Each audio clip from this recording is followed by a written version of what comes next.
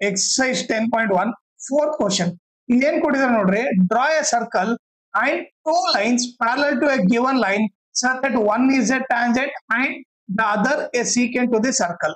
Okay, so ಈಗ ಏನ್ ಮಾಡೋಣ, ಫಸ್ಟ್ ಒಂದ್ ಸರ್ಕಲ್ ತಗೊಂಡ್ಬಿಡೋಣ. ಓಕೆ, ಸೊ ಇಲ್ಲಿ ಸರ್ಕಲ್ ನ ಪೇಸ್ಟ್ ಮಾಡ್ತೀನಿ.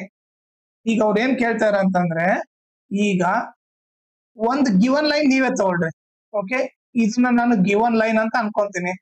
ಓಕೆ, ಇದು ಬಂದೇನಿದು ಗಿವನ್ ಲೈನ್.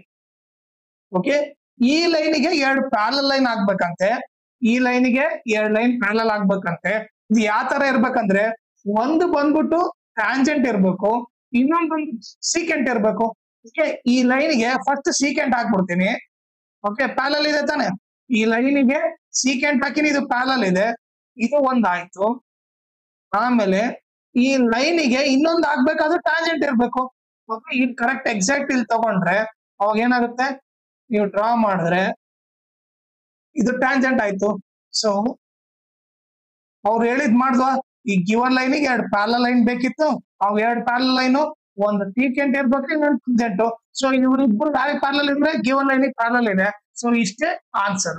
ಓಕೆ, ಆಮೇಲೆ ಇದ್ರ ಜೊತೆಗೆ ಇನ್ನೊಂದು ಇಂಪಾರ್ಟೆಂಟ್ ಥಿಂಗ್ ಏನಂದ್ರೆ, ಈ ವಿಡಿಯೋ ಡಿಸ್ಕ್ರಿಪ್ಷನ್ ಅಲ್ಲಿ ನಾನು ಇನ್ಸ್ಟಾಗ್ರಾಮ್ ಚಾನಲ್ ಲಿಂಕ್ ಮತ್ತೆ ಟೆಲಿಗ್ರಾಮ್ ಚಾನಲ್ ಲಿಂಕ್ ಹಾಕಿರ್ತೀನಿ. ಅದ್ರ ಜೊತೆಗೆ ಸರ್ಕಲ್ ಫುಲ್ ಲೆಸನ್ ಲಿಂಕ್ ಹಾಕಿರ್ತೀನಿ, ಅದನ್ನ ನೋಡ್ರಿ. ಓಕೆ, ನೀವು ಇನ್ಸ್ಟಾಗ್ರಾಮ್ ಮತ್ತೆ ಟೆಲಿಗ್ರಾಮ್ ಚಾನಲ್ ಫಾಲೋ ಮಾಡಿದ್ರೆ ನಿಮ್ಗೆ ಏನಾದ್ರೂ ಡೌಟ್ ಇದ್ರೆ ನೀವು ಪರ್ಸನಲ್ ಆಗಿ ಮೆಸೇಜ್ ಮಾಡ್ಬಿಟ್ಟು ಕ್ಲಾರಿಫೈ ಮಾಡ್ಕೋಬಹುದು.